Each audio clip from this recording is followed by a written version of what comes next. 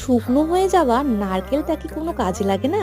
তাহলে আজকের চলুন সব সময় সারা সিজনে কাজে লাগানোর জন্য নারকেল দিয়ে আমি কি তৈরি করলাম সেটা দেখে নিচ্ছি। নারকেলটা তো পুরো শুকিয়ে গেছে, তাই এইভাবে খোলা থেকে ছাড়িয়ে টুকরো টুকরো করে কেটে নিয়েছি। তারপরে মিক্সচার জারের মধ্যে দিয়ে দিয়েছি। এরপরে এটাকে এইভাবে গুঁড়িয়ে নেব। আর ছাকাছাকির কোনো বালাই নেই, বা পিছনের যে কালো অংশটা রয়েছে সেটাও কিন্তু আমি কাটবো না। এইভাবে নিয়ে নিয়েছি এবং একটি ফ্রাইং প্যানের মধ্যে এই গুঁড়ো করে রাখা নারকেলটা ঢেলে দিয়েছি।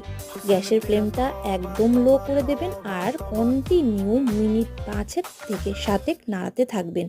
যখন দেখবেন এইভাবে শুকনো হয়ে গেছে, একটা এয়ারটাইট কাচের কন্টেনারে করে আপনারা রেখে দিতে পারেন দীর্ঘদিন পর্যন্ত।